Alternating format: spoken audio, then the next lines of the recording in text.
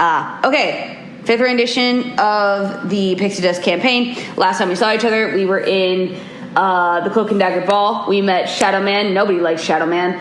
Akima, you were very confused by the whole thing. Phoenix, you saved Heather from her death. We also met Phoenix and Harry. Harry. Phoenix, yes. Heather and Harry were the son and daughter of the Red Queen. You also met Gold Queen Miranda.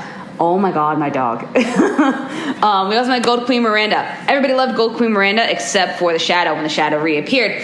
Gold Queen Miranda was not doing too hot. Alex, you mad dashed Queen Miranda out of the ball, got her to her chambers. Then she gave you a charm bracelet. Oh, she said, find him. You interpreted him as being the lost heir. Lost Girl touched Heather's tattoos. Lost Girl saw a vision of something. I don't know. Did she tell you guys? Let me look. Doesn't look like Lost Girl told you about the vision she had. But that's okay.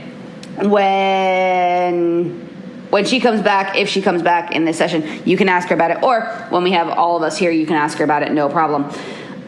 Phoenix, you had a small dalliance with Harry. Pippa, you attempted to ask Heather out and then you chickened out. That's perfectly fine. Good on you, babes. And then Alex or Dr. Isaac, you were just focused on the queen and getting the queen saved. We were in a gazebo, didn't get anything done. We mad dashed into the queen's chambers, and that's where we left everybody off. Lost Girl told you what she knows about the Shadow, which wasn't much, but it gave you a little bit of insight as to where the Shadow was from, which is Neverland, obviously. And yeah, we're in the Queen Chambers. Alex, why don't we start with you? Is there anything that you want to say, do, and or entice people to do? All right. Instead, we'll go to Shelby. Shelby, is there anything that you would like to do or anything that you would like to ask questions about?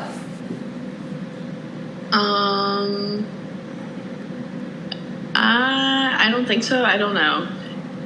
You don't think so? You don't know. Okay. Akima or Pippa, is there anything that you would like to ask questions about? How do we defeat the Shadow Man? That's a very good question. Shadow Man is he's kind of an all-powerful force. It would take a lot to beat him. And you guys remember from last time that Lost Girl used a little bit of pixie dust, and that seemed to hurt him real bad. He did not like when Lost Girl used yellow pixie dust on him. That seemed to wound him pretty bad, and then he just kind of disappeared. But you know he cannot touch you physically, but he can touch your shadows, which can be just as dangerous, if not more dangerous,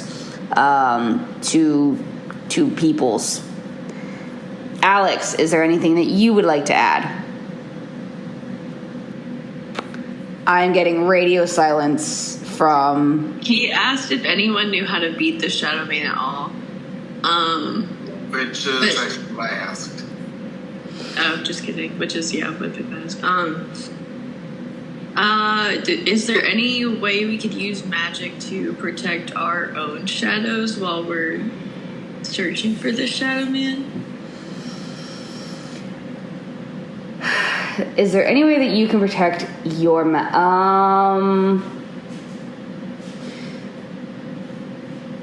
So Akima does not have magic.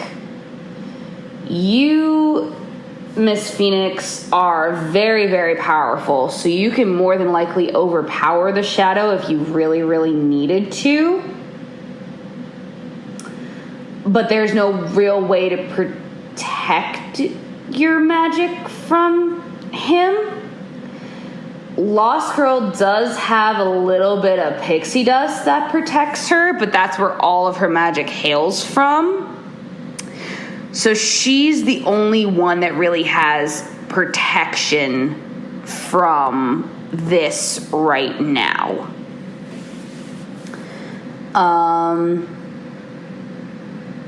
Okay.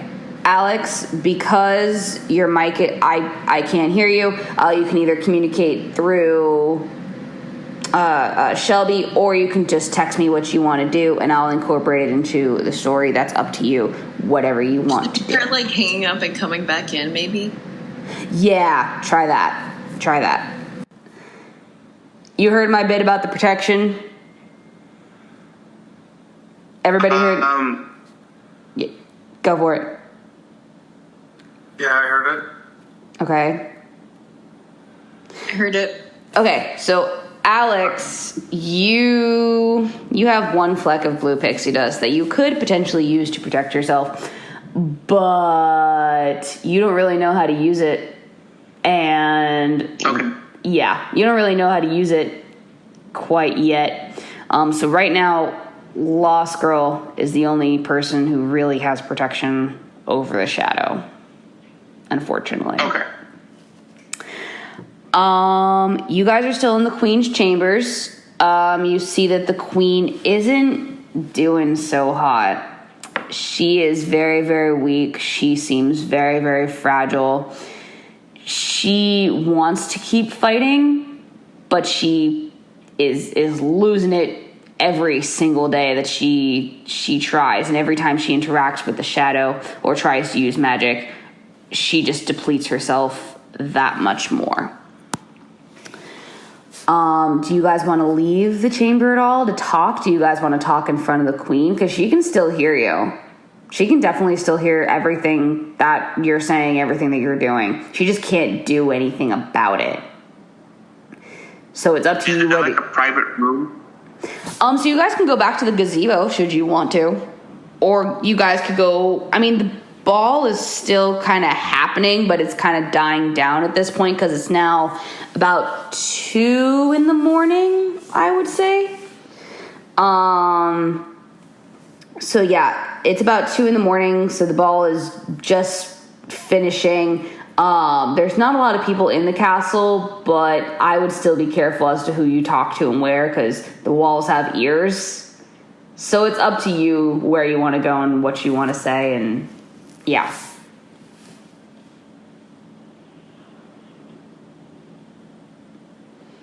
I feel it's safe to talk in the Queen's quarters. Okay. What about Phoenix and Akima? What are you guys feeling?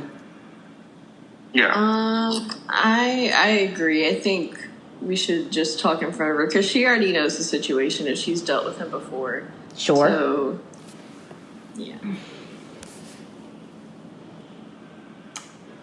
Alrighty, so you guys stay in the Queen's chambers, and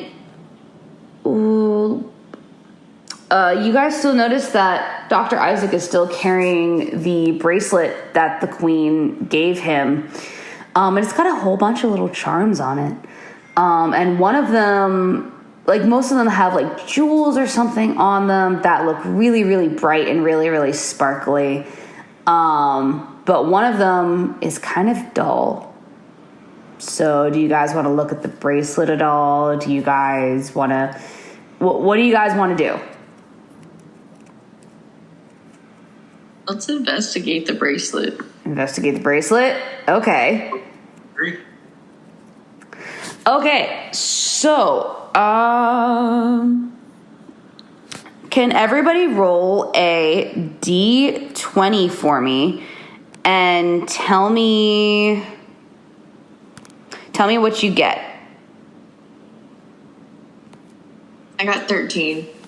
Okay, 13.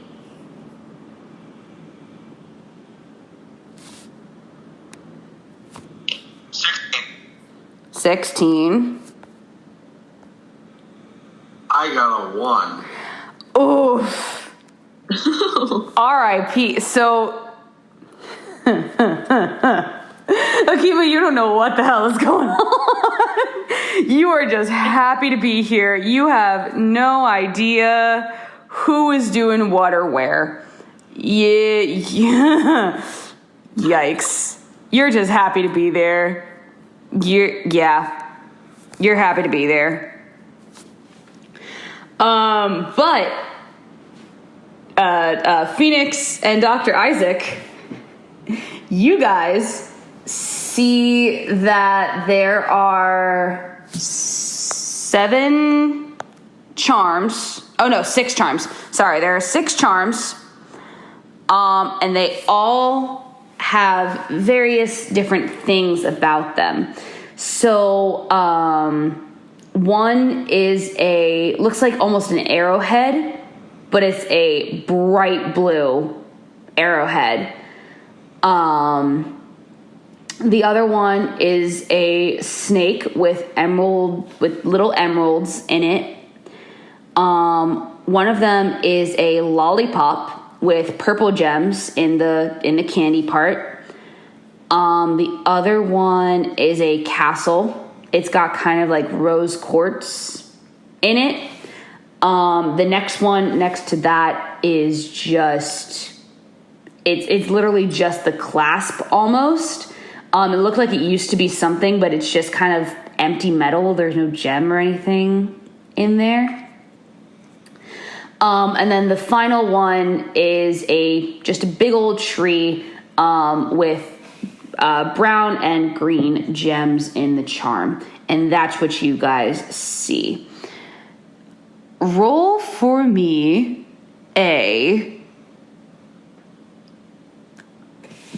both Phoenix and Dr. Isaac, roll an intelligence check for me with your modifier. Hello? Yep, you good?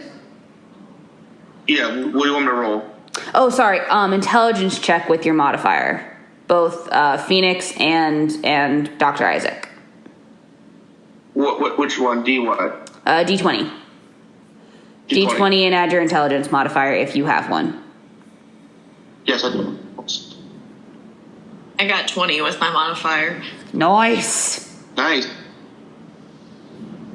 And Isaac? 16. With your Including modifier. 16 with your modifier? Yes.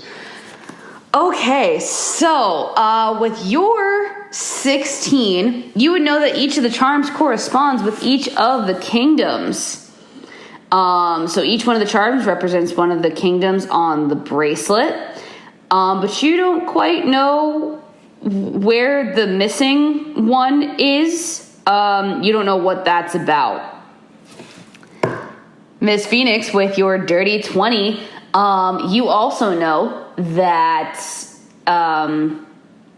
they are adjoining to the kingdoms, and you know that the missing charm represents the dead kingdom. It represents the dead kingdom.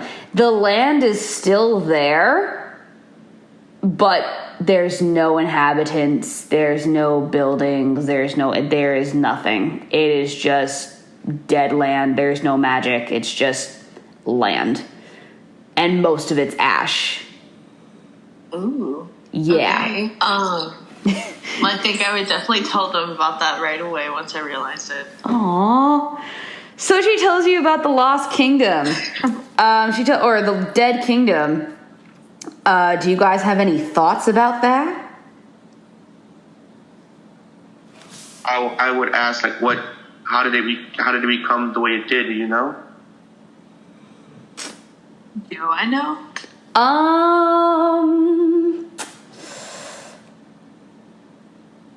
Your intelligence was 20?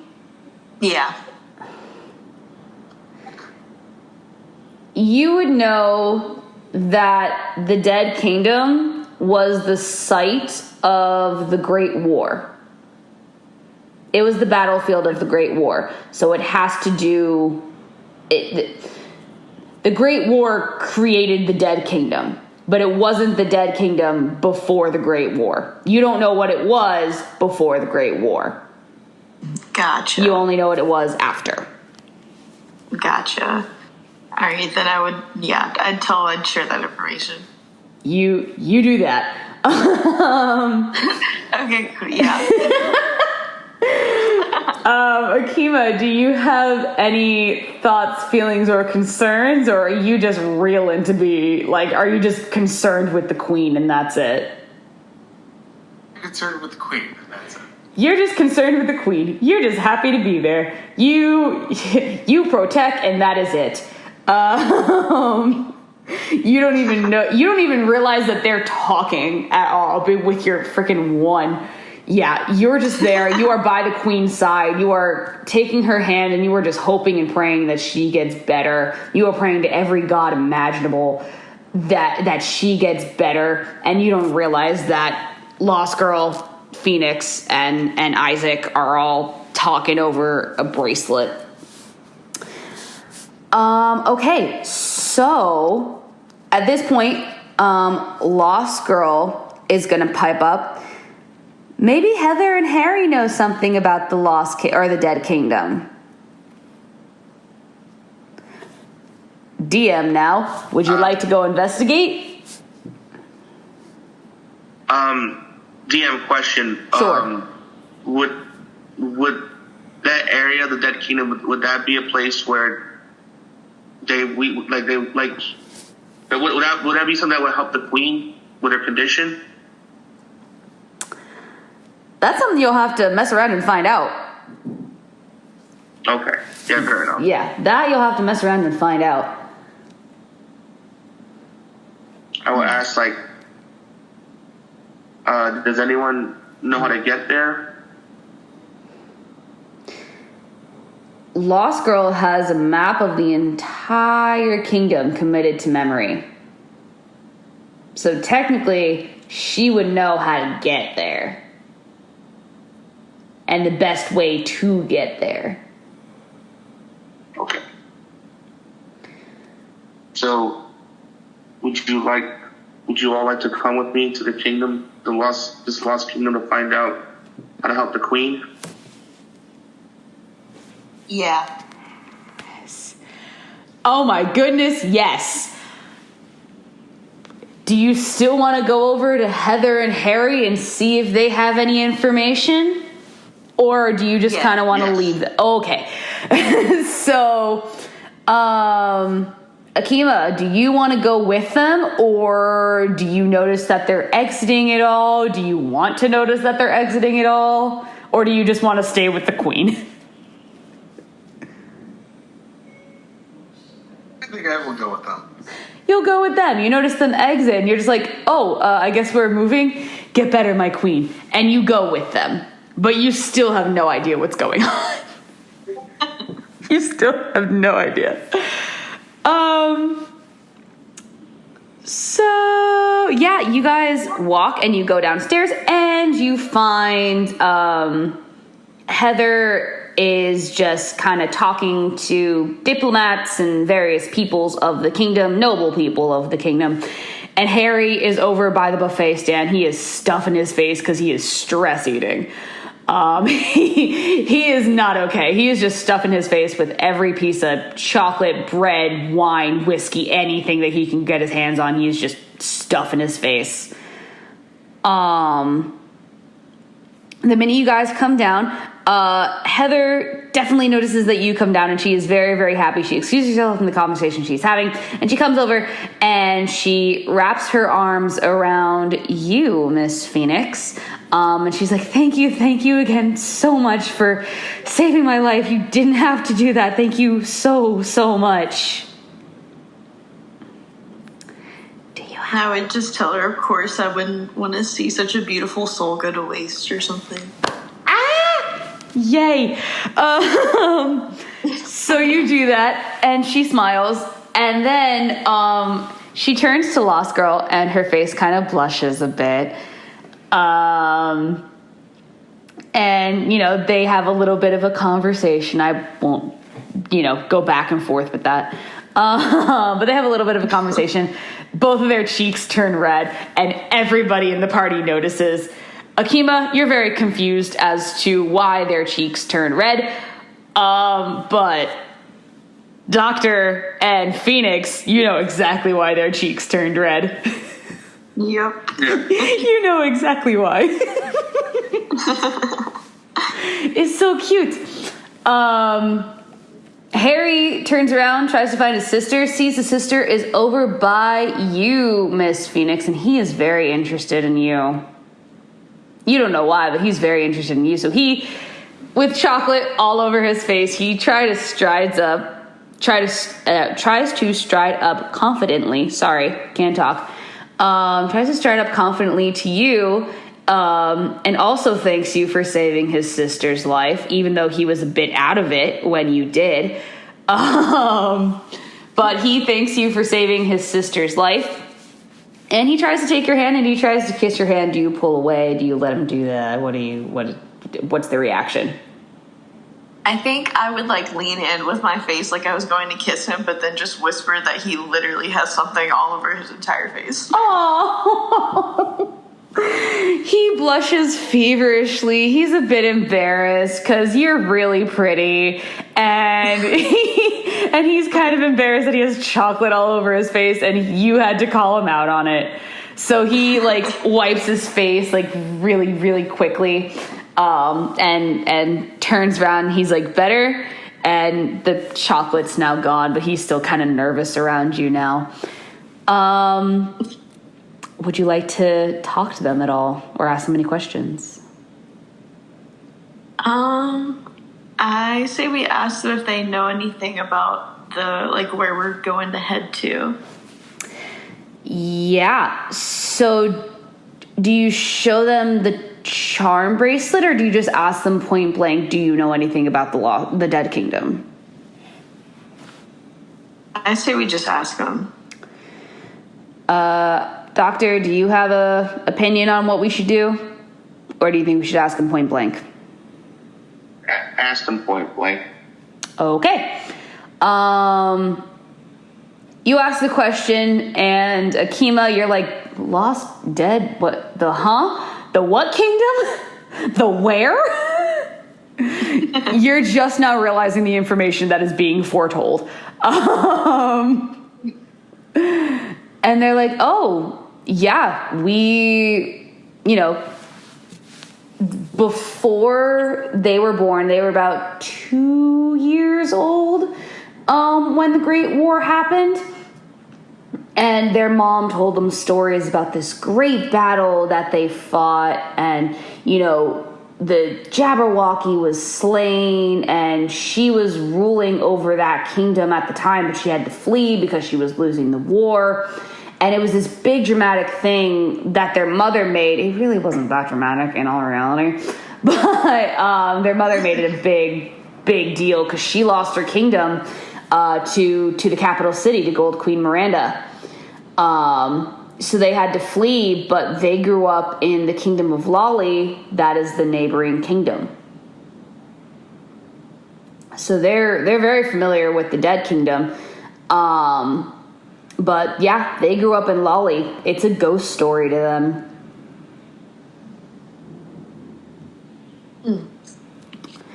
Yeah. Ooh.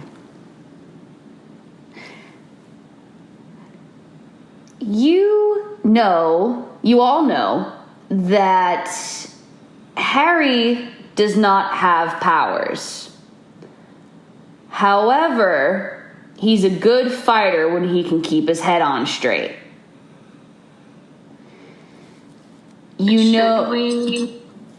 Should we ask them to come with us? Do you want to ask them to come with you? What do you guys think? I think Akima's opinion first.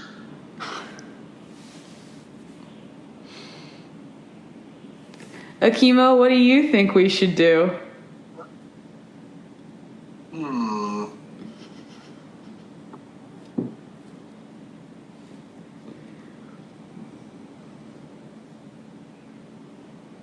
I kind of like pull Akima aside for a moment and said, do you think he'd be reliable if you were to come with us? I want your honest opinion. Hey, Akima, you've never seen Harry fight. You just know his reputation. I think I want to see that fight. Okay. Do you want to see that now, or would you like to bring him along and hope for the best?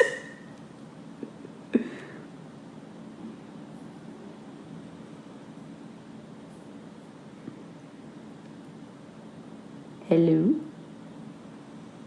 I am thinking. Okay. You have 5 seconds. Okay. Okay. I think you should probably come along. Keep in mind, you can take one without the other. Who's there besides Harry that we're speaking with? Heather. Heather. I would ask you, does Heather have any combat experience at all? No, but she has powers. She has material magic. Actually, yes, she has material magic, and her mother had manipulation magic. Okay. But she has material magic. Harry does not have any powers at this moment, or that you know of at this moment.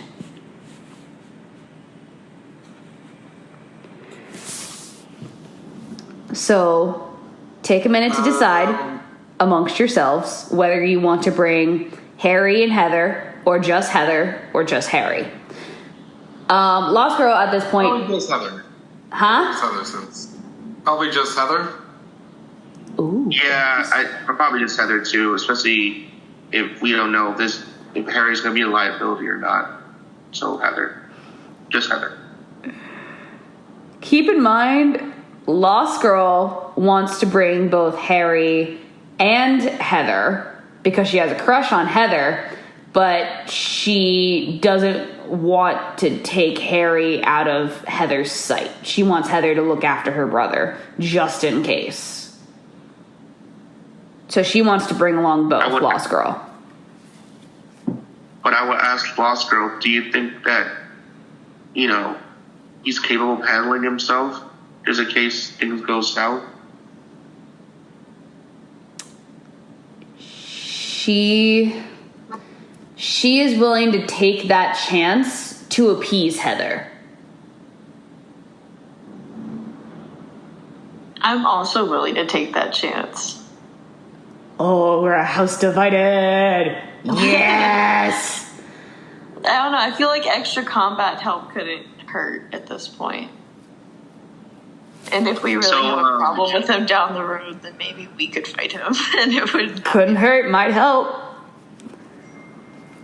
All right. So what I'm gonna do real quick, I'm gonna take out a coin, and then I'm gonna flip it. I'm gonna roll a d20, and 10 or above, I vote for he comes. 10 or below, he doesn't. I'm against it. So I'm gonna, just directly flip a coin. And Akima, you're for leaving him behind, right? Yeah. Okay, so Isaac, you would be the deciding vote. I rolled a 12, so I guess I am for him coming with us. We're bringing him with us. Yes. We are bringing both Harry and Heather with us on this adventure. Okay. Woo woo. So you guys are still in your formal attire. I'm gonna say that Lost Girl suggests that we all change into more adventuring combat attire. We all go home and we meet up at the gazebo in 2 hours. Agreed? Agreed. That sounds agreed. I hate what I'm wearing anyway. Wonderful. So y'all disperse and 2 hours passes and y'all come back. And you are all now in your adventuring combat attire. Take a minute, think about it, let it marinate with you, and come back in 2 minutes and let me know exactly what you're wearing from head to toe. Okay? Mm-hmm. Unless you have it at the ready. Yeah. Again, he's wearing a my character's wearing his the white hat, purple jacket and purple pants with white flip flops and white socks. He has a staff that looks very magical looking, but there's more to it than what it is. And he has like a traveling bag. Okay. Lost Girl is back in her kind of steampunk outfit that she was wearing when we first started this adventure. She has the skirt, the leggings. She's carrying her boots because she doesn't want to wear the shoes. And she's in the kind of pleated top, and she's kind of got like a vest on it. It's cute and it's actually practical, but she's kind of back in that original attire that we saw her in. But this time her hair is pulled back in a couple of braids and going into like a high pony. Okay. All right. Let's start with Akima. Akima, what are you wearing? I am wearing a rust-colored leather uniform with red stripes along the arms and sides of my legs. It has a few cuts on it, but it is still very sturdy. Okay. And Miss Phoenix, what are we wearing? I feel like maybe kind of like a Kim Possible type fit, like some like black boots for walking and like some green cargo pants so we can store all the stuff, and like a black kind of turtleneck situation. Kim Possible fit. I like it. I like it. I like it. I like it. Okay. So that's what we're all wearing. Cool. So we're back in the gazebo. Gorgeous crystal gazebo. It has finally stopped raining in the capital. Thank goodness. Because, yeah, it has finally stopped raining in the capital. And you can see the light of day. The sun is coming up. The brand new day is starting. It is about, let's call it about 7 o'clock in the morning. You guys are just starting the day. Are you guys hungry? Do you guys want to go grab some breakfast? Or do you just want to go and start on this adventure finally?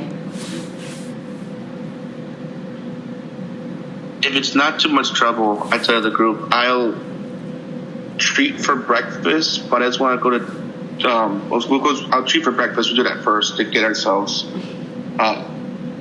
energized for the day. But I also just want to go to 2 places real quick, and then we'll just be on our way, if that's okay.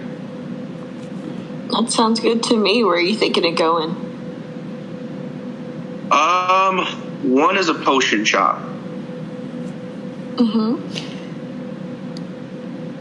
And the other is DM question. Sure. Is there a shop that sells gems?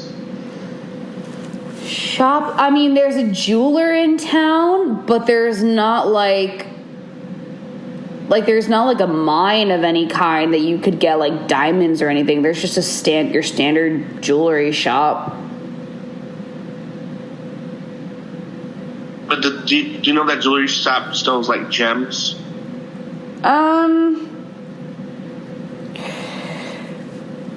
Yes, but they're going to be itty bitty. They're not going to be like fresh cut from the mines gems. They're going to be itty bitty. They're going to be in special shapes. They're going to be wearable jewelry.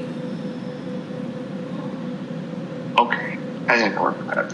All right, so is there any particular place you want to eat at? Keep in mind that the castle kind of already has a continental breakfast set up for everybody that is still there, that is hung over from the party. That they're just serving. So if you guys want to go into the castle and grab some breakfast, you absolutely can. You don't have to go buy it. Let's do that. Would I know that? The stores that you wanted to go to. Okay, well, we just eat in the castle then. Yeah. Cool. You guys eat in the castle. Everybody grabs breakfast. Everybody grabs coffees or teas or whatever they're drinking. And you guys set out on the day. You exit the castle through the very front entrance. You make sure that you have all of your stuff. And you, Doctor, wanted to go to the potion shop. So the potion shop, there are a couple of different potion shops in the capital city.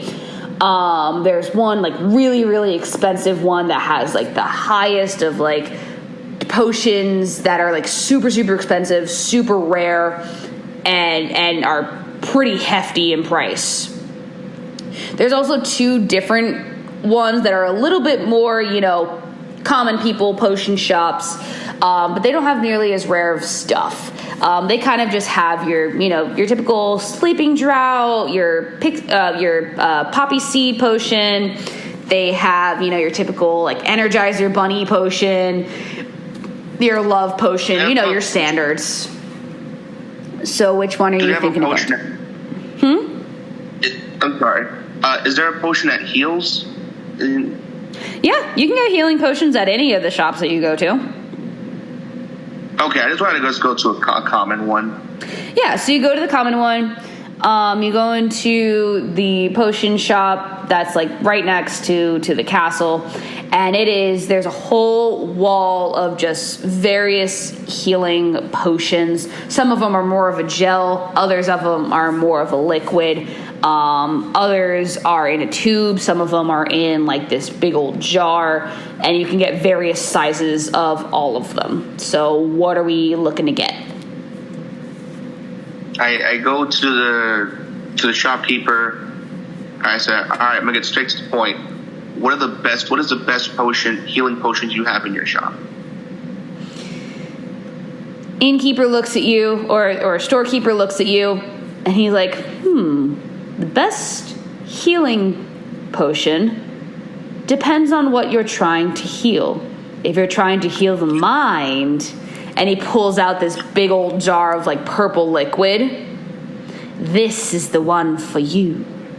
If you're trying to heal the body from the inside, he pulls out a vial of green liquid that just kind of looks kind of weird, but pulls out a bottle of green liquid, also sets it on the counter. This is the best one, but it comes with a price, as all magic does. If you are simply trying to heal cuts and scrapes and things that, and he looks over to Akima, and he like nods to her, and he's like, just soldier wounds, this will be your best bet. And he pulls out a bottle of blue liquid that's kind of like not nearly as fun and just fizzy. It's just kind of like this dark blue. It's basically Neosporin. It's not anything fancy. Okay. I tell her, how many do you have of the blue one? I am stocked full of the blue one. I have been since the time of peace. So how many will you be needing? 6. 6. She hands you the 6, yes. And puts them in the cash register. Anything else? No, that'd be it. She rings you up. It comes out to about $150 for all 6 potions. Just kind of make a note of that. Even though you have the black card, you guys are good. Mm-hmm. Just make a note that it was $150. Okay. Once I get the potions, I give each person a potion. Aww. Oh, thanks. So mark it down, everybody, that everybody now has 1 healing potion in their possession.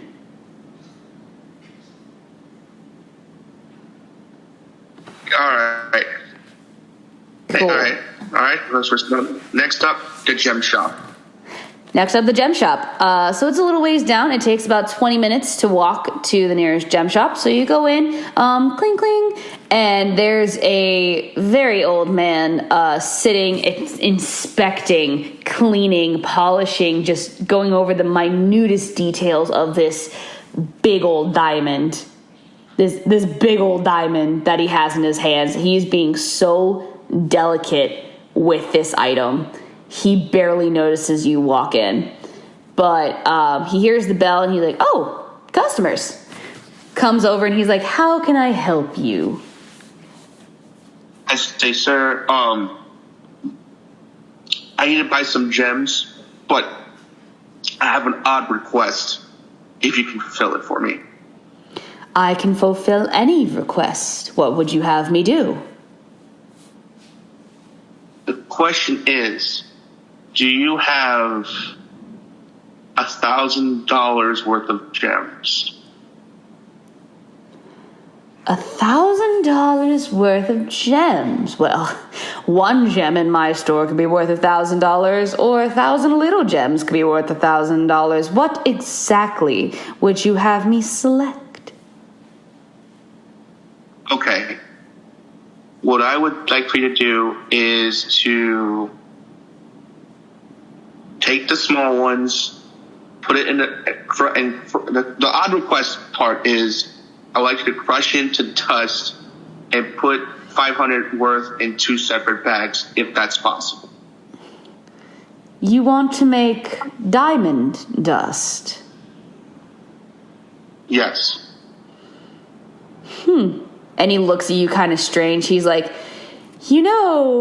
diamond dust, for some, is a substitute for blue pixie dust. For some. Oh. It's like putting Splenda versus sugar. I mean, he can do it, but are you sure that's what you want? Well, question. The question I have is, will it be enough to like? So what I'm trying to do is make it like the components have to revive someone just in case someone goes down permanently, and I want have the components to bring them back. So it's like, is that the right way to do it? Is there a potion that I should ask this? I'm so dumb. No, you're fine. Is there a potion that revives, or will that be? To bring someone back from the dead, you would have to go to the really fancy potion shop on the other side of town. The gems are more of a bartering tool in the capital. I mean, you can technically make potions with them, and if you want to make diamond dust, that could be a substitute for blue pixie dust should you ever run out in a pinch, but it's up to you. It's not really going to help or hinder you at all. You're just going to have diamond dust. Okay. No, I would rather go to the fancy shop then. Okay. So you go. Sorry, guys. Sorry about that. No, you're all good. This is an adventure for all of us. Yeah. I'm just trying to be prepared. I'm sorry. Yeah, we go to the fancy shop then. You're good. We go to the fancy shop, and the shop owner sees that you're kind of frustrated, and he's thinking he can make a quick sell on you. So he comes in. He kind of looks almost Willy Wonka-esque. And he's like, "Hello, beautiful peoples. How may I assist you today? Welcome to Willy's Wondrous Potion Shop." Awesome, Mr. Willie. Do you have any potions that can help bring people back from the dead when they've fallen from battle? Do you have something like that? He looks around and he's like, I might, for the proper price.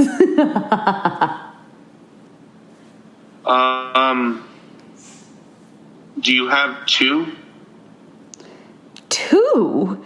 You want 2 of the rarest potions in the world? Do you not have it? I'm sorry, I'm kind of confused. Baha! I have exactly what you need. Willy's Wondrous Potion Shop always does. However, it won't be cheap. I'm willing to pay whatever you need me to pay. A mischievous grin just runs across his face, and it's literally one tip of his teeth is to his ear, the other tip is to his other ear. He has a grin from ear to ear. It's funky. But he smiles real creepy like, and he's like, "You don't say. I'll grab the potions, you grab the cash." And he runs off into a back storage room, and you hear a whole bunch of clanking and messing about, and sometimes there's even like a small explosion. There's just rustling around in back. While Willie is rustling around in the back, does anybody want to do some sneaky and try to collect potions, or are we just going to be honest citizens? This man's scary. I'm gonna be an honest citizen. Boo, you whore. I guess he is distracted, though. He is distracted. He is heavily distracted because this man just asked for 2 of the rarest potions in the kingdom. So if you want to do some... Where is it? Huh? To me, he's like trying to frantically find it because he never thought he would saw something like this. Oh, no. He knows exactly where it is in his shop. It's just locked up real tight. Oh, okay. Yeah, fair enough. Yeah, it's just locked up and like hidden real tight. So he knows exactly where it is. It just takes him a minute. So if you want to do some sneaky shit, this is the time to do it. I'm not doing anything. I'm afraid I might get caught. Okay. Akima, you've been real quiet.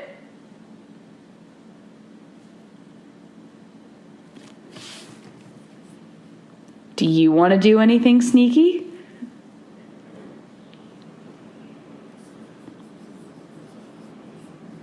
Hello? Do you want to do anything sneaky? I don't think so, no. You don't think so? Y'all are so boring. Whatever. Okay, wait. Question. I've been thinking. Oh, If I changed it to like a small animal to like snag something and run, Yep. would the poof from that be like too big and like noticeable? Nope. Okay, well, Especially not in the capital. oh, you're right. Okay. Y'all are still in the capital city. Magic is very prevalent here. Do you I want to guess. poof into something? Yeah. What do you want to poof into? Maybe like what's something that could hold stuff? Like a small kangaroo or something, and I could like shove stuff in the pouch. and I'm hop sorry, on. backtrack. I was thinking like a mouse. And you That's go. what I was thinking me too, me but too. You couldn't really hold anything as a mouse, you know? good point. You could go as a possum. They also have pockets. Oh, possum's perfect. I didn't even know they had pockets. Yeah. Or a koala bear. Not a kangaroo. I'll go with possum. So you transform into a possum. And you do some sneaky. You do some sneaky. What do you grab, or do you grab just anything that you can get your possumy hands on? I honestly, I would just go for anything. Okay, do you get one in every color? Do you get all of the same color? What do you grab, babes? One of every color. Oh, All right. You poof, you transform into a possum, you mad dash to the shelf, and you just grab one potion of every color that you can grab, stuff it in the pocket, and then how long are you trying to sneaky sneak? I think I would probably try to grab like 6 bottles or 5 bottles, I guess. Okay. Like not super long, just enough to get up to the shelf, grab a few, and then like run outside the store. Roll a d12 for me. Or no, roll a d8. Roll a d8. Sorry. D8. No, you're all good. I got 3. Oof. So, Indeed. with your small size and with the time constraint, you can only grab 3 bottles of various liquid. So you go, you poof, you grab the bottles, and then you run back, and then you poof, and then they're all like in your hands, and you just hand them to Isaac because he has the biggest bag. Yeah. He has the diaper bag. So you just shove them all just to him, and he like frantically puts them in his bag. You don't know what you grabbed. Isaac, you don't know what she grabbed. She just grabbed. I just put it in there calmly and just play it off like nothing's happening, but like I'm panicking. Yeah. You do it calmly, but then when like Willie comes back, you start to sweat a little bit. You're very concerned that she just did some sneaky sneak, but you're not going to question it. No. And then Lost Girl also does a really quick sneaky sneak and just like grabs the potion that's nearest to her and just swipes it. Like y'all don't even see it. Like she just chunk swipes it. Nice. I'm so glad that you guys are getting sneaky.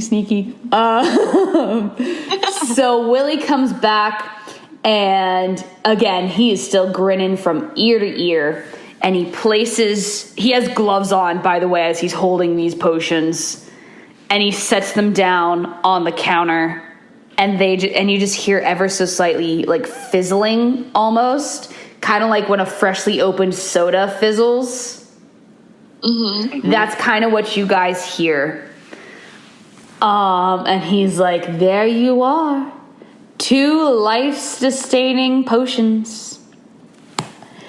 That will be $1,200,000. Okay. Can I make an insight check to make sure these are legitimate and not he's not trying to like con me? Sure. Go for it. So what do I roll? Do you have insight or no? Yes, I have intelligence. You have intelligence. That's a 6.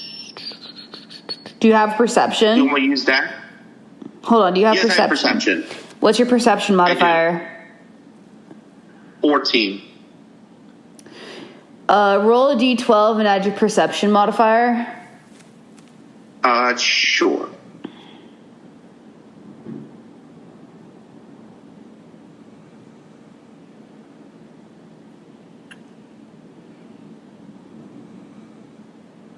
$15. 15? Mm-hmm. So you rolled a 1? Yes. Yeah, as far as you know, these are totally legit. And he seems creepy, but he seems totally legit. And with the price, yeah, he's upselling you a little bit, but you asked for 2 bring you back from the dead potions. He's just trying to make a profit. So yeah, okay. He's legit. I give him the card. You give him your card, and his eyes once again light up. He's like, "Ooh, haven't seen one of these in years." And he rings it up, and it doesn't decline. And he is very shocked that it doesn't decline. But you get the potions, and he hands you back the card. And he just kind of bows as he gives you back your card. And he's just like, you are welcome in my shop anytime. Sure. And I'm like, okay. So you guys exit the shop. I take it and calmly leave. And, okay, question. Who has the lowest hit points amongst us? That's a great question that I would have to look up. I think it's Lost Girl. Because Lost Girl has 8. What do y'all have? I have 5. Oof. And then Akima, how many hit points do you have? I have 12 hit points. Okay. So Phoenix has the lowest number of hit points. Okay. So I grab Kima to the side for a moment. I open up her hand and I slapped down one of the revived potions and said, do you know who's most vulnerable? Please, the moment if something bad happens, use it. Do not hesitate to use this. I pray that we never have to, but just in case, I know that I can tell that you're very strong and you can handle yourself. But if something happens to your friends, please use this. And he just adds your inventory 1 revived potion. Kima. Yes, Akima, add 1 revival potion to your inventory. All right. I'm loving this. All right, so I say to the ladies, well, where do we go? How do we get where we need to go? So you guys exit the shop, and you guys kind of know pretty much the lay of the land. So you could either go west, which is where you came from, which is Westares and Silver Spire. Sorry, Silver Spire and Westares and Montenegini, or you could go east and go to the Kingdom of Lolly. That's Let's up to go you. east. Let's go somewhere new. Ooh, okay. East it is then. I would ask, what's the fastest way to get there? Fastest way to get to Lolly?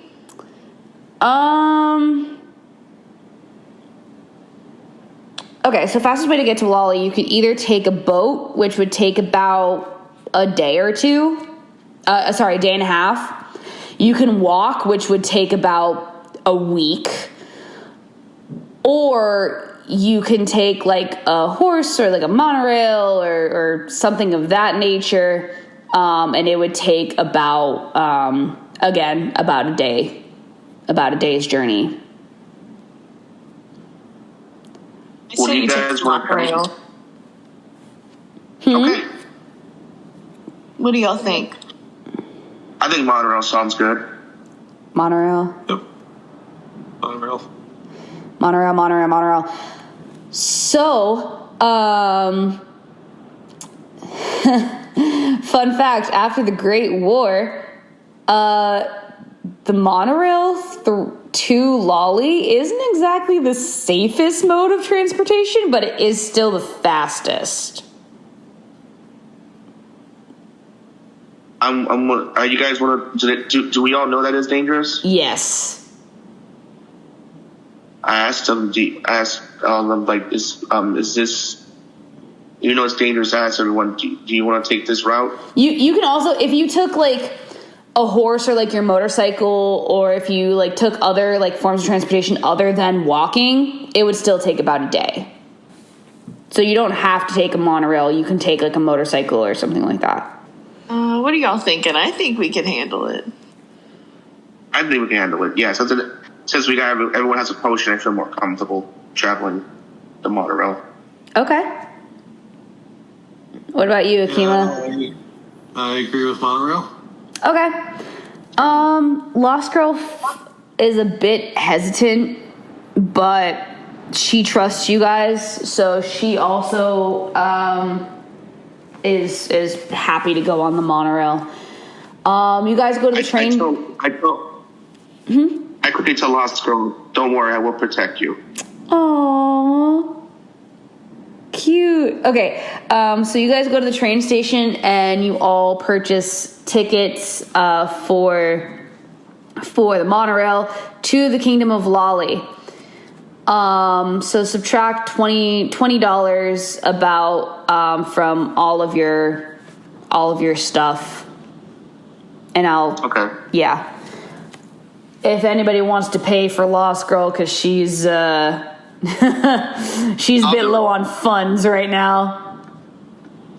I'll do it. So you spot Lost Girl. You pay 40 instead of 20, and you all purchase tickets to go to the Kingdom of Lolly. You get on the monorail, and you are the only ones on the train. Like you four, wait, 1, 2, 3, 4, 5. 1, 2, 3. Maybe 6, right? 5. It is 6. Yeah, Harry came with me. Because Harry and Heather came with y'all. I forgot about that. So all 6 of y'all are the only people on this train right now. Like, not even the conductor, because it's all motorized. It's all computer majigger. You are the only 6 people on this train to Lolly.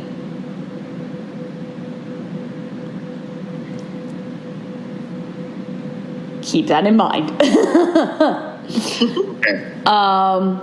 So you're going, and the train kind of rustles as it starts to get going, and it kind of screeches to life. This particular monorail has not been used in a long time. In a long time.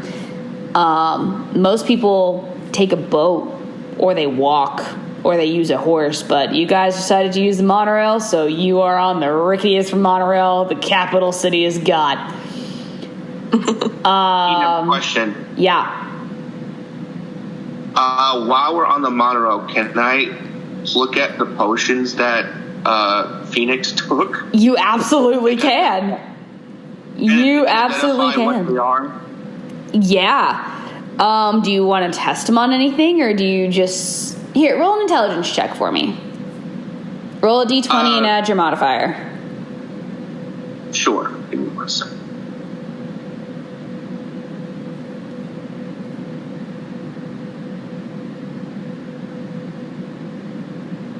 What's that do? You're good. Take your time. 14. 14. Huh? Yeah, with the modifier, it's 14. Okay, good deal. Okay, so, yeah, you have the option to either test it on another living creature to see what it does, or you could just look it up in your textbook. You wouldn't immediately know because they're not labeled at all. Of course they're not labeled. But she has a red potion. She snagged a green potion that kind of looks like NyQuil. And she grabbed a pink potion that looks like Pepto-Bismol. Okay. No, I did not test it because I don't want to potentially mess up the train. So I just put it back. I just want to look. You can look it up in a textbook. Yeah, I'll look up in the textbook then. Okay, I'll do that. So the red potion allows you to breathe fire. Okay. For up to an hour. The green potion makes anybody who interacts with it sick to their stomach violently.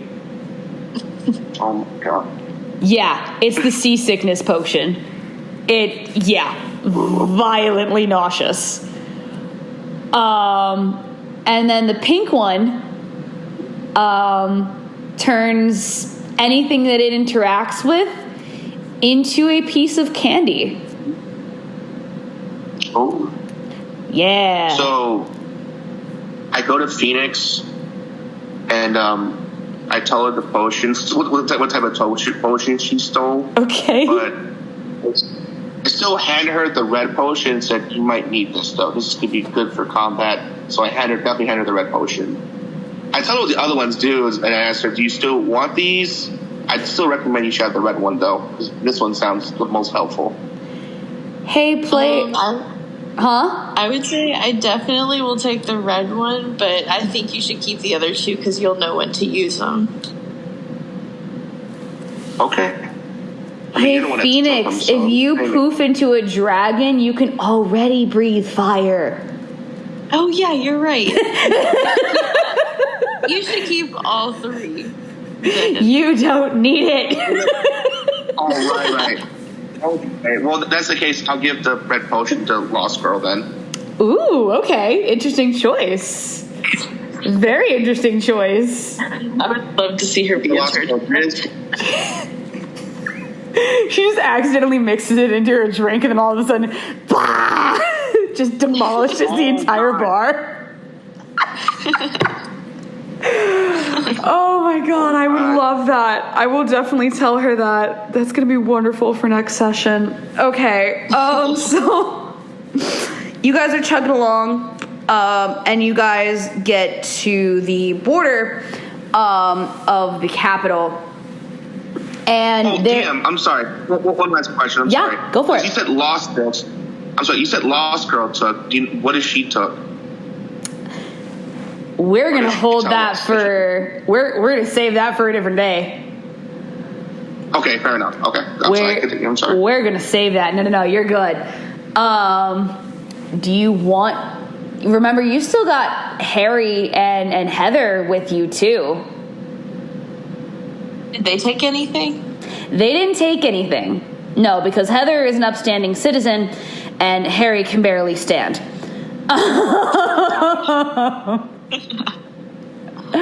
Yeah, he made his coffee a bit Irish this morning. But yeah, no, he's good. He's good. He's just happy he got invited. He is. He's very happy he got invited. Heather's still a bit shaken up from the night before. Do you guys want to interact with them at all? I would like to interact with Kima if that's okay.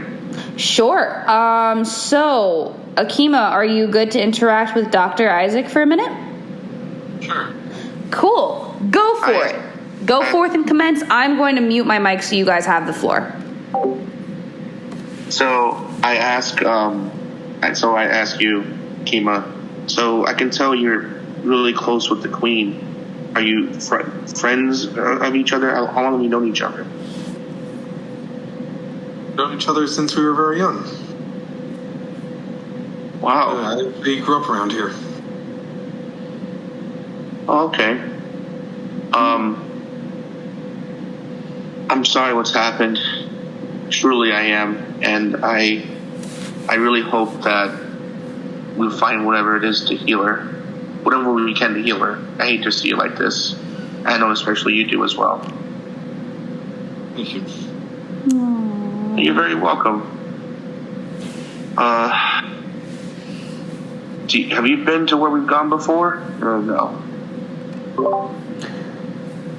I cannot remember. Hey, you haven't been to the Kingdom of Lolly. You haven't gone really past Capital City. You've tried to keep to the west as much as possible. So you haven't gone to Lolly at all. No, I've never been there. Well, neither have I, so we're going to both figure out what's over there. Hopefully it's nothing too bad. Hey, little DM side note. Harry and Heather are from the Kingdom of Lolly. That is their kingdom that they will take over. Just saying. Oh. Yeah, you're going to their hometown. You're going to their streets. So, does anyone want to ask Heather any information? Because I don't want to hog up to her talking. You can walk up to her. She's not that scary, I promise. Okay. I go to Heather and I say, from what I remember, it seems like we're going to your home. Is there any places we should avoid? She, pretty much just takes a deep breath, and she's like, you know what? Lolly is pretty peaceful. Just don't piss off my mother and you won't be beheaded. You should be good to go. But there aren't really any, dangerous streets. I mean, you have to be careful of the Nesquik pond, but other than that, you should be safe. I'll steer you away from any danger as best I can. Oops. Good? Okay. Yeah. Mm-hmm. Okay. Does anybody want to talk to Harry at all? I'm good.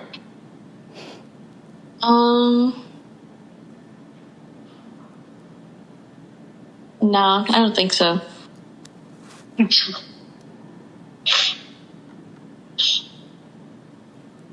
Akima? Akima, you're...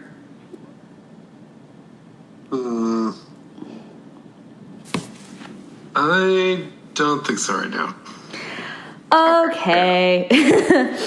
So just for my peace of mind, the way the cart is set up is Heather and Lost Girl are sitting in one booth, and then across from them are Isaac and Phoenix. Actually, Isaac and Akima. And then Phoenix is in her own booth, kind of behind, Lost Girl and Heather. And then, Harry is sitting by himself across from Phoenix, just kind of making googly eyes at her, not really, trying to impress her and undress her with his eyes, and it's not working.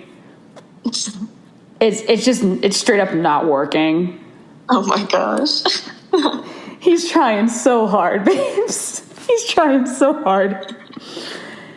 In fact, as you guys are going down, he kind of clears his throat. He fixes his jacket, and he comes to your booth, Miss Phoenix, and just sits down and is like, "Hi, I don't think we got off on the right foot." Then I would just say, hey, and I'd leave like my hand out to shake it or whatever so we could start over, I guess. Aww. So, yeah, you guys shake hands, and he's like, "Hi, I'm Harry. That's my sister Heather. She gets all the fun stuff, and I just get to do whatever I want. Nobody really ever pays attention to what I do because I'm the prince. I'm the young prince. Nobody ever really cares, so I thought I wouldn't care about them." Makes sense, I guess. Aww. So, do you continue to talk to him, or do you just kind of ignore him and look out the window, or... I say we keep chatting, but I mostly am trying to find out more about where we're going at this point. Sure. So you can definitely ask him if you wanted to. I would ask him, is this town really, actually dangerous? Or, do you think we're going to run into any serious trouble while we're here? He kind of rolls his eyes and he's like, "Nah, Lolly's kind of boring. I'm the most fun thing that happened to it. I'm the one that causes all the mischief, so stick with me, and you should be good." All right, sounds good. Aww. So yeah, you guys are chug-a-lug-a-lugging along.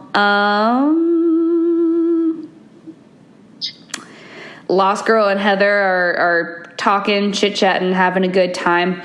And you guys are going down the monorail, and you see the barrier between the kingdom of the capital and whatever's on the other side.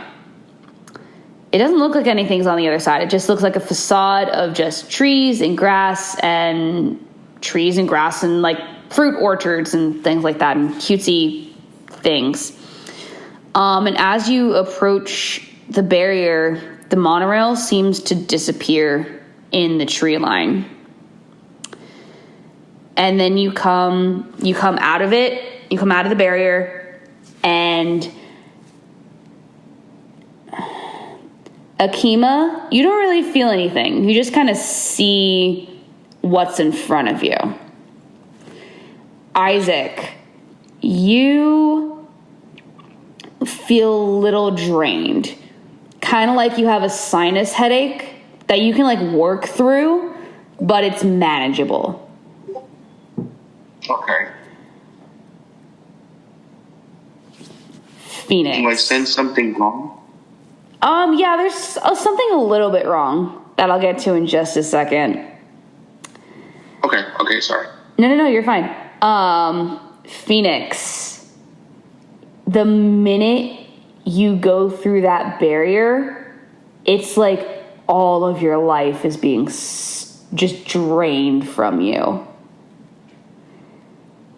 like all of your power, all of your emotion, just everything is just sucked out of you. And you're almost like short for breath. It feels that awful. I think I would try and grab Harry to be like, something's wrong. Okay, so you closest to me, right? Yeah, Harry would be closest to you. So, Harry looks kind of concerned, but he doesn't know how to help you. But he's like, okay, I guess this is why we always take a boat. Yeah, and he kind of flags Isaac down because he knows Isaac is a doctor. He flags Isaac down and is like, come here. She's not okay. Come help her. So do you want me to roll something? No. Nope. You walk over. That he doesn't look so good either. Huh? Do I notice that like something's off about him too? Yeah. You notice as he tries to get up to come help you, he kind of stumbles a little bit. You kind of see that he isn't walking too straight, and his face is kind of pale, like paler than it usually is. And he's managing it, but he's not doing it well. And he's just kind of walking really, really slowly over to you so that he himself doesn't fall over. Gotcha. Akima, do you want to help Dr. Isaac to get to Phoenix, or are you staying in your chair? Yes, I will help him. You'll help him? Yep. So you see him start to stumble, and you kind of like hoist him up on your shoulder, almost. Like he's not like sitting on your shoulder, but you know how like they do the army grab kind of? Yeah, I know what you mean. Yeah. Yeah, so like you have one hand over Akima's shoulder, and she's kind of like walking you to the other table. So now it's Heather and Lost Girl. They're in one booth, and then Harry, Phoenix, Dr. Isaac, and Akima are all in one booth together, and all of them are just not okay. Harry and Akima are scared. Phoenix and Isaac are not feeling great. You guys have just entered the Dead Kingdom. Dun dun dun. Oh boy. Yeah, you guys have just entered the Dead Kingdom.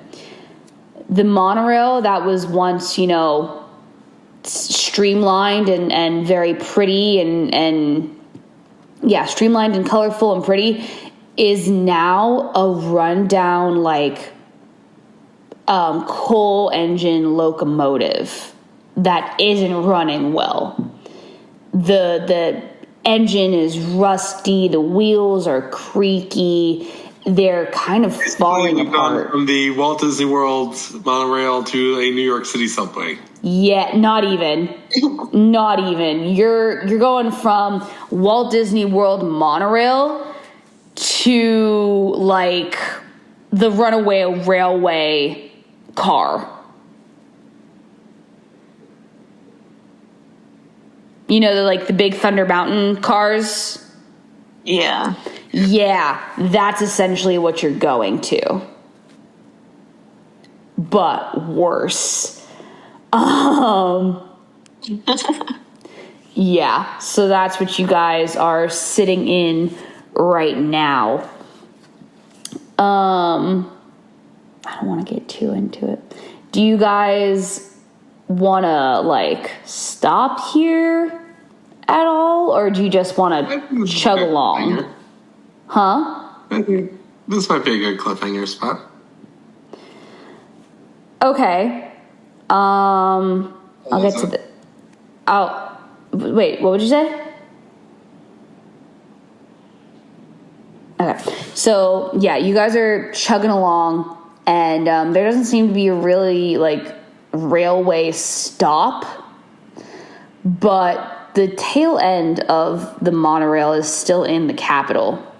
So it's going, and then all of a sudden, once the tail end of it gets through the barrier, almost the entire train just breaks down, just immediately, just go, go, go, go, go, go, and just stops. No brakes, just jostles everybody and just stops.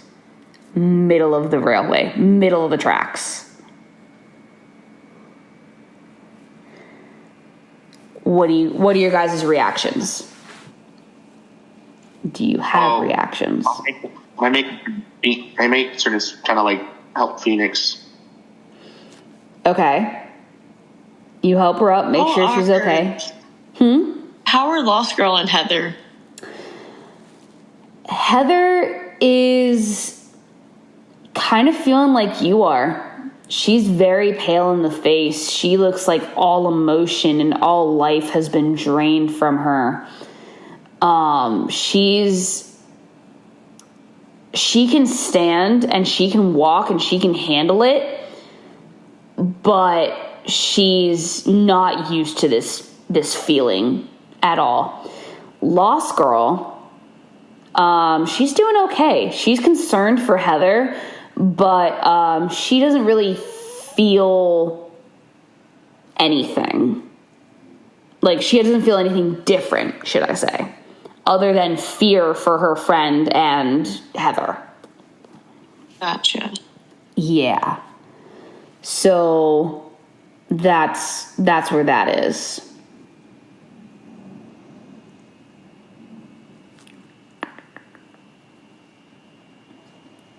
Do we want to try and get off the monorail? Do we want to stay on the monorail and hope it springs back to life? Do we want to attempt to fix the monorail? What are we trying to do? Well, I'm trying to see if I have anything to like help Phoenix feel better, or anything, or anybody for that matter. So you look in your bag, and most of your potions have turned to either water or vodka at this point. Oh. Yep. No. Yep. No, yeah. They're water or vodka at this point. So they're spicy water, but they're water.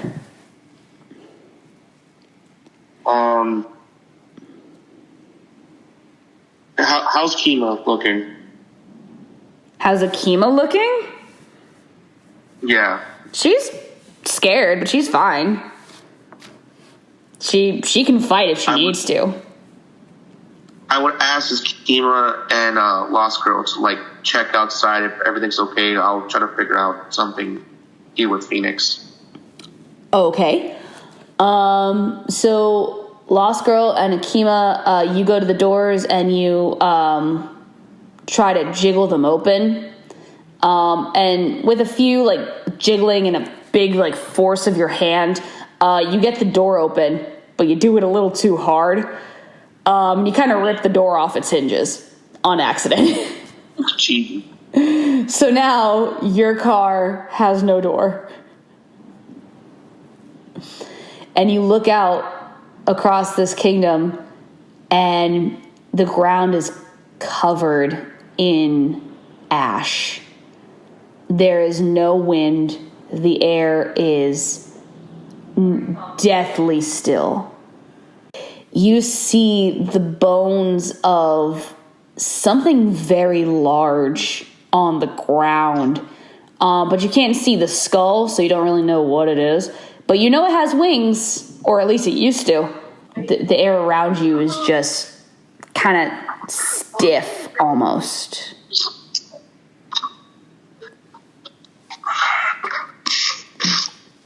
Lost Girl doesn't really have the knowledge to react. She doesn't know really what's going on. Akima, do you react in any way?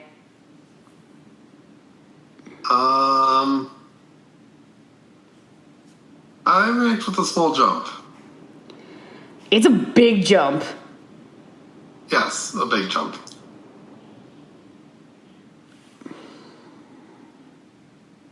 Okay.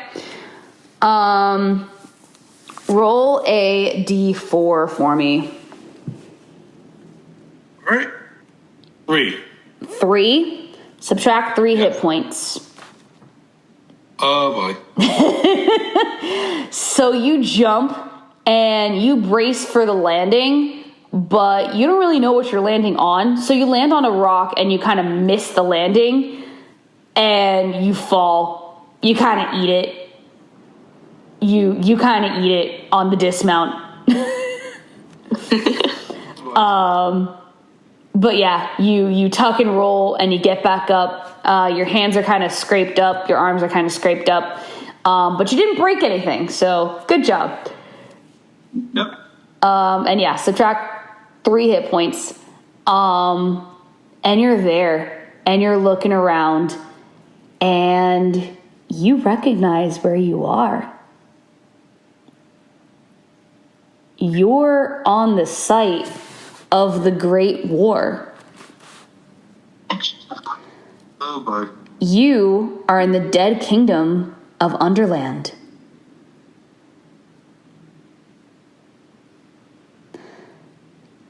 Do you want to explore? Oh, also, where the capital was very bright and happy, this is very dark, very cloudy, very overcast. You can see, and there's light enough to see, but it's very foggy, and it's very dark, and there's cloud cover as far as the eye can see. And it's still raining ash.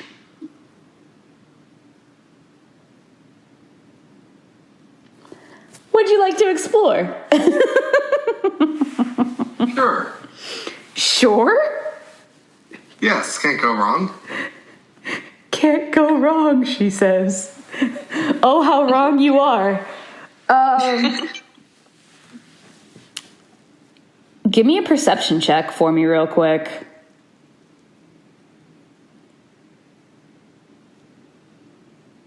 It's a D20. Yeah, D20 and add your modifier.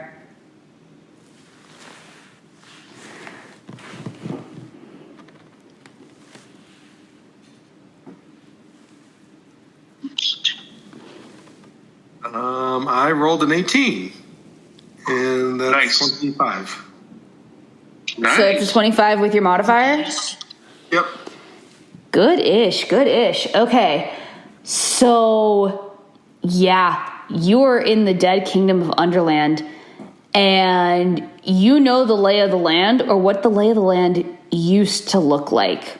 And it is startling how much it's changed from when you were first fighting here.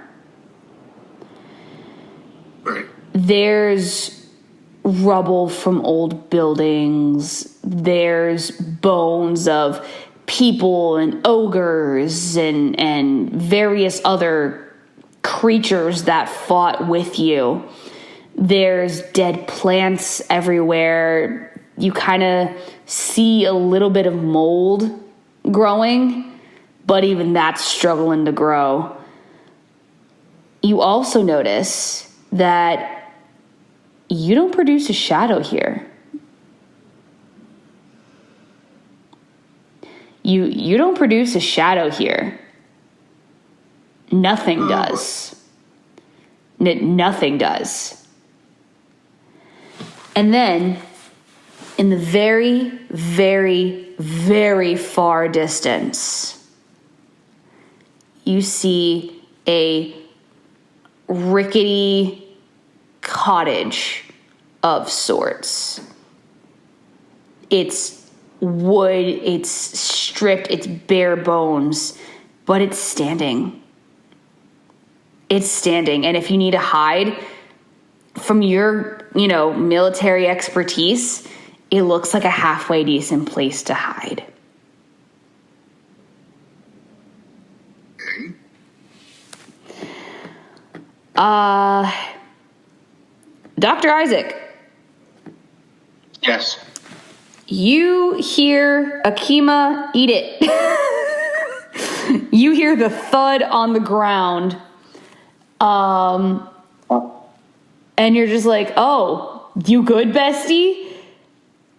And she's like, yep. Before Huh? I run up, can I make a perception check to see if I see anything out there? What are you looking for? Like any creatures or any... No, it's dead. It's dead. It is dead. Okay, it's dead. Nothing can sustain life there. Yeah. I yell at Akima, are you alright?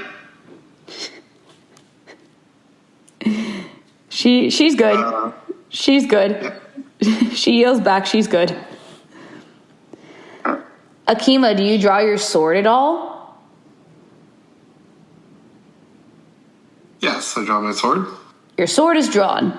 Do you try to walk at all? Yes, I try to walk down the field. Okay. Do you walk towards the house, or do you just start to wander? Walk towards the house. You walk towards the house.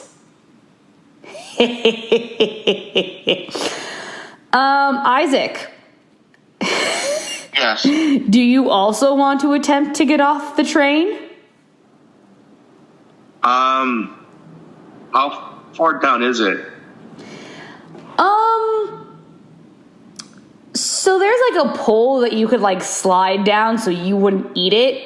Akima just didn't see the pole.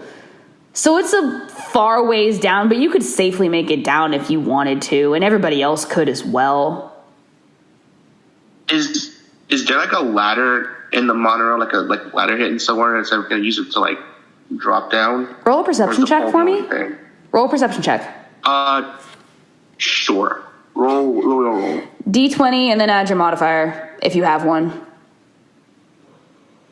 Sure. Give me 1 second. Give me 1 second. Perception, right? Yep.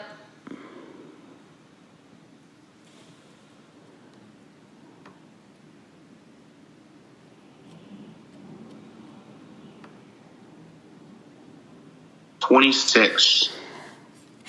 Yeah, there's a first aid kit and an emergency kit at the very, very back of the train. If you want to go and try and like find it, you absolutely can, and you'd more than likely be successful. Right. You go, you find it, you're successful. You bring it back, and there is a ladder in there that can get you all the way down, and everybody all the way down. You just have to hook it up. So I hook it up. You hook it up. In the first aid, is there any medicine in that first aid kit? There's basic bandages and like healing ointment, but nothing fancy. Okay. Yeah, the medicine that like the cold medicine that would have been in there is expired.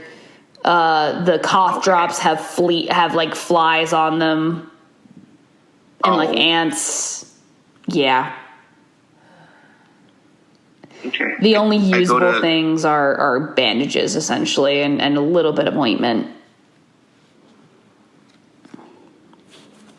I go to Phoenix and Lost Girl and said, well, do you want to join Akima? Lost Girl's raring to go. She wants to get out of this train. She does not like being in this train. She wants to get out. She was half ready to dive after Akima. She wants to go. But she was too concerned for Heather and Phoenix that she stayed on the train. Is everyone ready to go? I asked. Harry is out the door when you say, is everybody ready to go? He is out the door. He is down the ladder. He is following Akima. He is gonzo. He is... He made a mad dash for that ladder the minute it was hooked up. Heather... Huh? I make sure that everyone goes in, get down. I mean, the last one to go down. I'll make sure everyone gets down.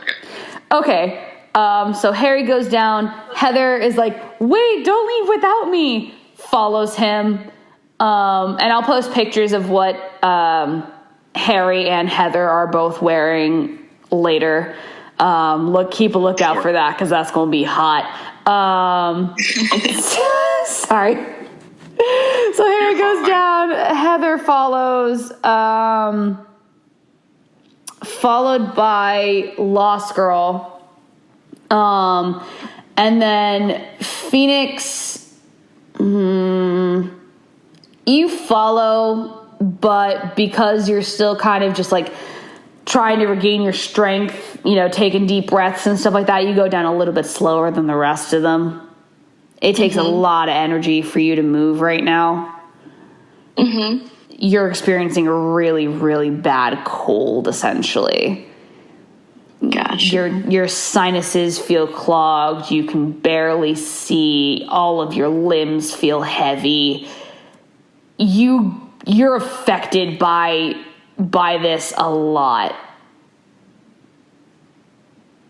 This being here is affecting you a lot. You're not taking damage, but I wouldn't go charging into battle anytime soon. Gotcha. Yeah, and then Isaac, you follow her down, make sure she's okay. And now all of you guys are there. And Akima is walking towards the house.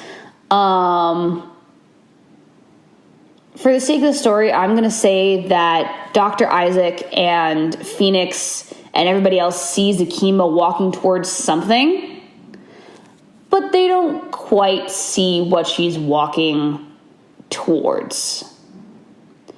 And they follow in her general direction.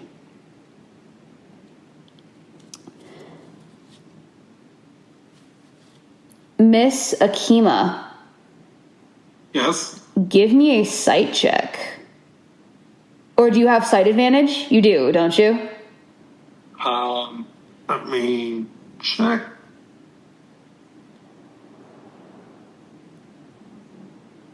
Yes, I have sight 20. Okay. Roll a d8 and then add your modifier, your sight modifier.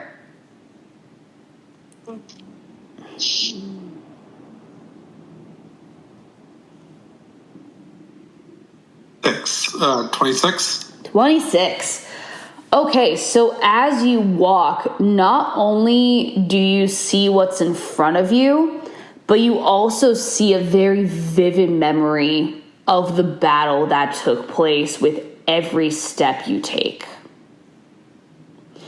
You see the Red Queen, you see the Jabberwocky, you see the soldiers falling around you, you see the forest going up in flames, you see the ogres getting their eyes gouged out, you see the war happening all over again. You also see a little bit of a bluish, greenish haze coming from the cottage.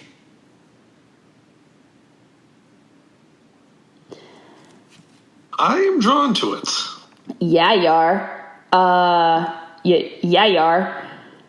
You also, as you're walking, you hear a crunching under your boot. You look down, and you've just broken the bottom rib of the slain, beheaded Jabberwocky. You didn't even realize that you were walking through this thing until it crunched under your boot. That's how big it is. You look up, and the ribs make an archway on top of you. You look north, and you see its neck and its wings. You look behind you, and you see its hind legs and its tail. you are currently, if it was still alive, you'd be in the stomach of the Jabberwocky. And you'd be a light snack. Oh boy. Yeah. The head of the Jabberwocky is nowhere in sight.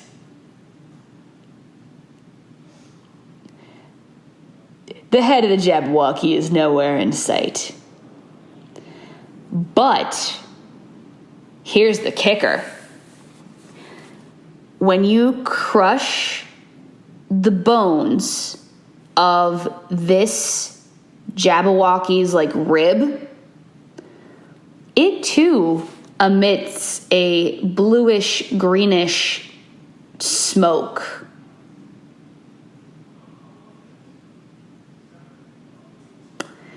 Keep that in mind. Yeah. Where do I want to go? Okay, so we have 15 minutes left of the session. You hear Harry and the rest of the band of merry misfits walking towards you. Do you have a reaction to them coming towards you? Yes, no, maybe so on that reaction to them coming towards you, or? Akima? I am holding onto my sword right now. Just keeping it tight. Okay. So yeah, you see them coming towards you. Harry's sword is also drawn. Phoenix, even in your delirious state right now, you have one hand on your pistol, ready to shoot at anything should you need to. And Isaac, you are holding on real close to your staff. And you guys are walking, and this does not feel right. This does not feel right to you. This is very funky, and you don't like it. But you keep walking. Does anybody want to pipe up and say, hey, maybe we should try to fix the train? Or, hey, maybe we shouldn't go to the creepy house at the end of the kingdom? Or, hey, what is this bones we're stepping on? Because now all y'all are stepping on the Jabberwocky bones, emitting various amounts of blue-green smoke. I would stop and ask why they're smoking. You stop and ask why they're smoking? Yeah. Do you ask it to the general, or do you ask it to a specific person? To the general. To the general.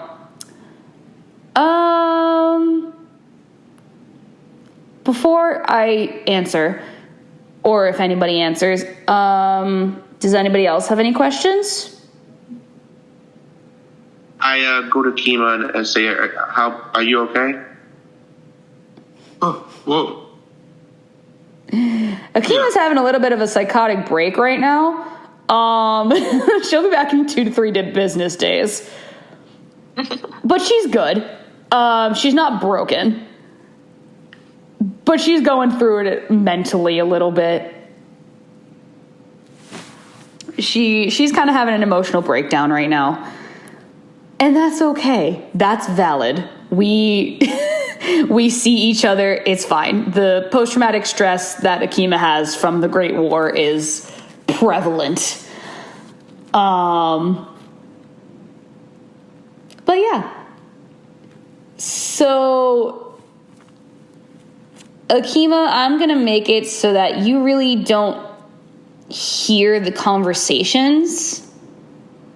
Okay. What you hear is kind of like Charlie Brown, almost like wah, wah, wah, wah. Yeah. That's what you hear coming from your band of merry misfits.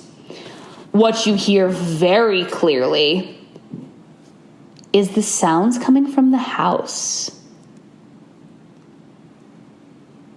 When the crypt goes creeping the night. Exactly. That's what you hear. That's what you hear. Bum, bum, bum, bum, bum, bum, bum. That's what you hear. That's what you hear coming from the house. The rest of the people's voices drowned out. You also hear the screams of soldiers. You also hear the screams of creatures. And you also hear your father telling you, slay the damn thing already. Those three things are very clear. She's panicking? Huh? Do I notice she's panicking? A little. But you're a physical doctor. You're not a psych doctor.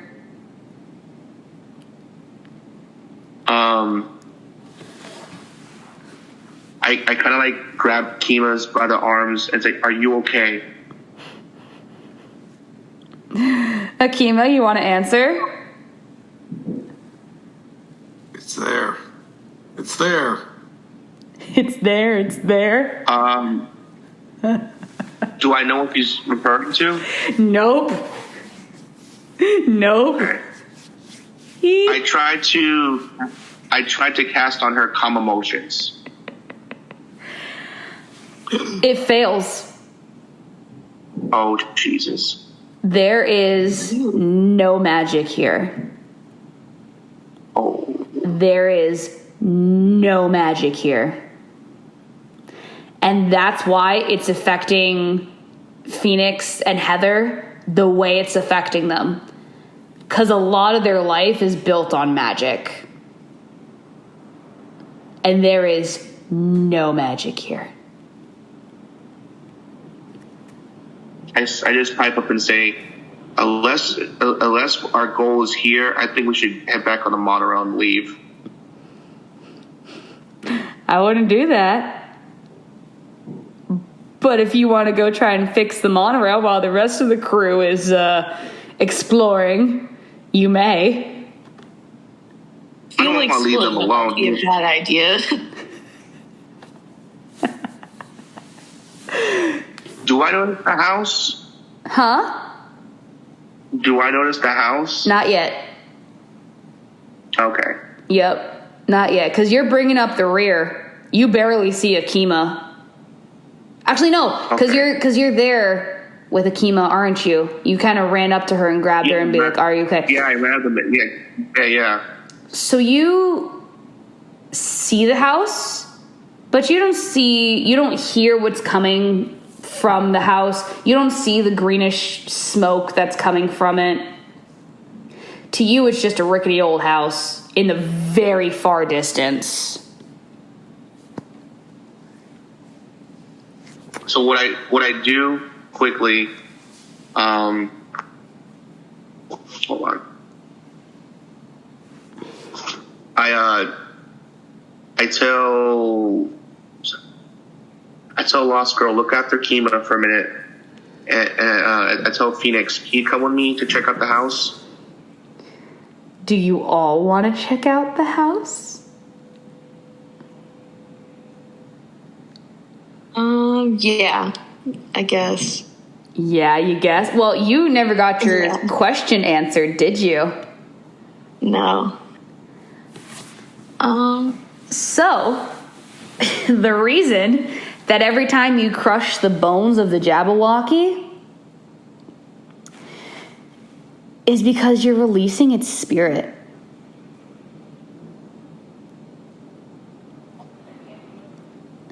Every time you crush a bone, it releases this small part of the spirit of the Jabberwocky. And that's why, of all the bones that are here, the Jabberwocky bones are the only ones intact. All other bones are crushed or broken in some way. Okay. Yeah, and Heather is actually the one that tells you that. She's like, we're releasing its spirit. Be careful where you step, because we're releasing its spirit. That's crazy. Uh-huh. Uh-huh. So basically, we can't break much more of it. Well, right? Because don't want that to be released in any plane. None of you know where the skull of this thing is. None of you know where the skull of this thing is, but you know it's big.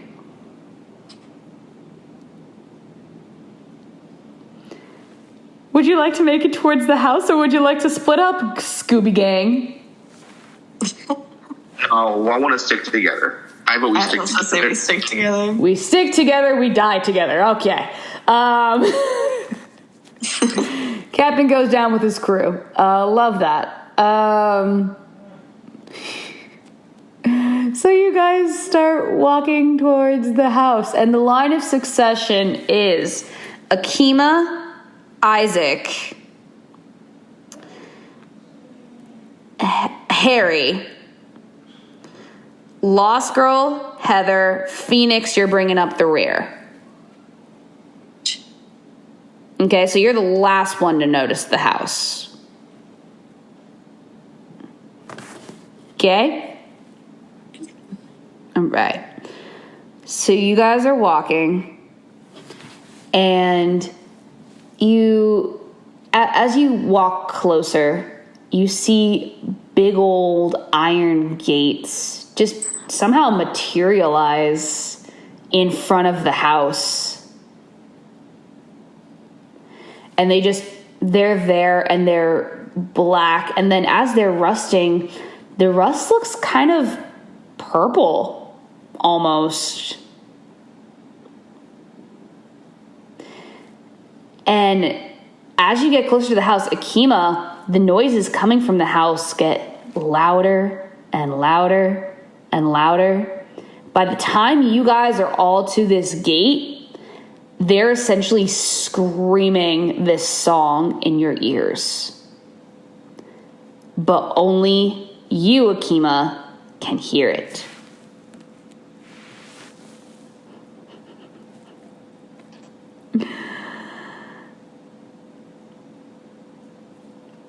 So you guys are to this fence. The fence is locked. But all of you can now clearly see the house, and you guys are standing in front of the gate. And it's a little bit bigger than you thought it would be, but the size of the gates do not account for the size of this house. These gates are at least 10 feet tall, if not taller, and have very pointy, like, arrowheads on the top. The gate's locked. Do you want to attempt to open it? Or do you just want to let sleeping dogs lie? Hello? Okay, there you go. I'll try to make an attempt to open. What do you use to try to open it? Well, since, there's no magic here. No magic. My staff, it was even though it was magically a staff, it reverts back to what it originally was a morning star weapon. So basically like a metal ball with spikes coming out of it. Yep. So do you use one of the spikes, or do you try to use like the whole staff to try to jimmy it open? Well, no, it was a staff. What's magical is a staff, but since the magic's no longer there, it turns back into a morning star weapon. So it's like basically like a blunt weapon. Oh, okay. So I'm gonna try to give it a good crack and try to open up. If it's try to whack the lock. You try to whack the lock, and it jingles a little bit, but not really. You didn't really do much. It's an iron lock. So you might have dented your staff, or you might have dented your wand, pendant, whatever, your morning star. Yeah. You would have dented the morning star before it dented the lock. Okay. Does anybody else want to pick the lock? You can try and pick the lock. Okay, I'll try and pick the lock. What do you want to try and pick the lock with? I guess like a bobby pin, or how big is the lock? It's pretty big, but you can use a bobby pin. Okay, I'll try a bobby pin.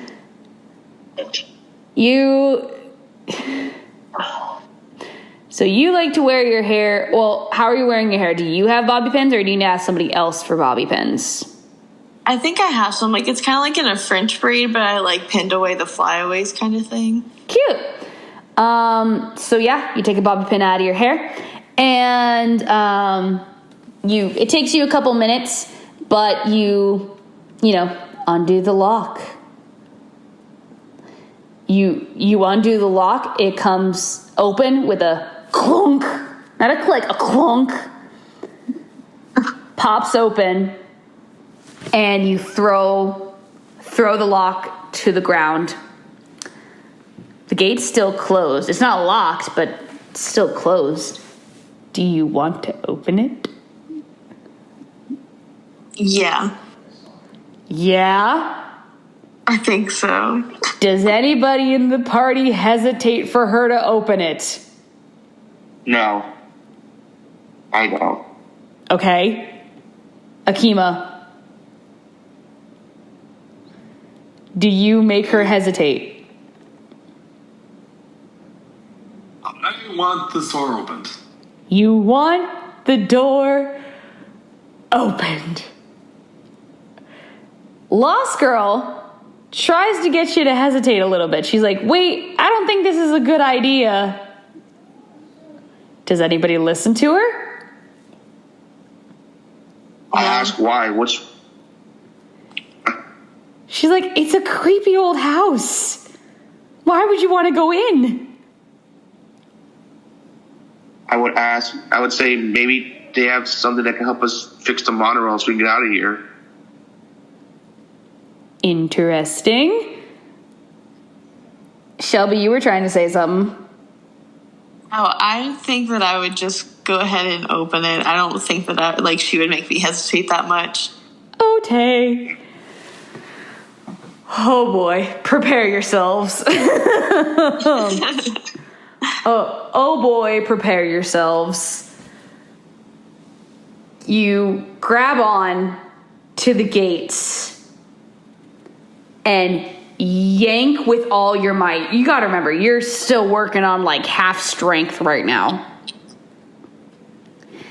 You yank these gates open, and all of a sudden, a flood of ghost whoosh comes directly for you and flies straight through you, screaming at the top of their lungs. And it's just a wave of just ghosts and spirits of people that had passed during the Great War.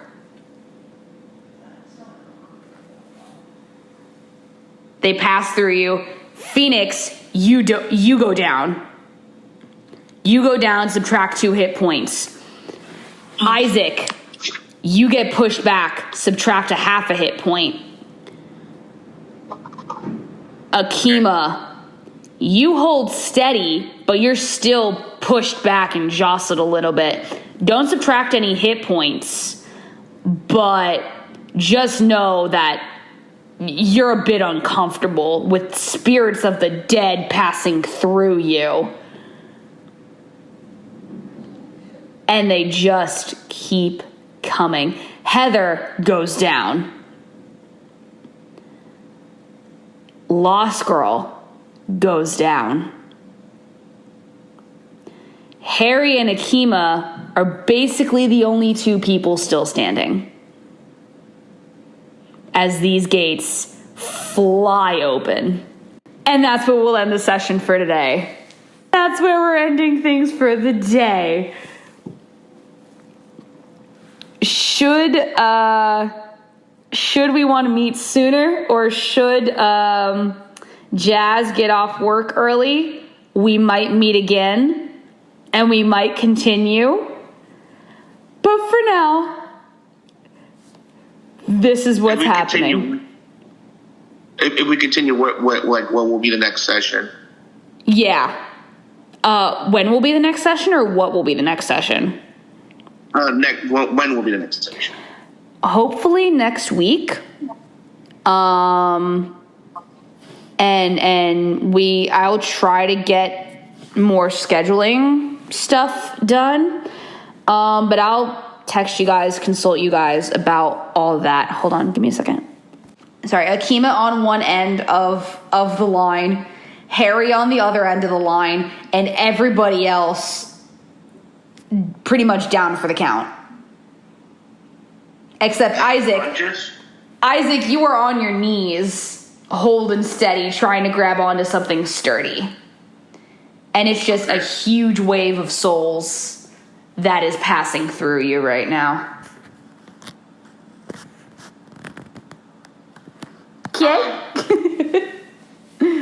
So, like, are they unconscious, or they just fell down from the force? Little A, little B. And that's what we'll end the session for today.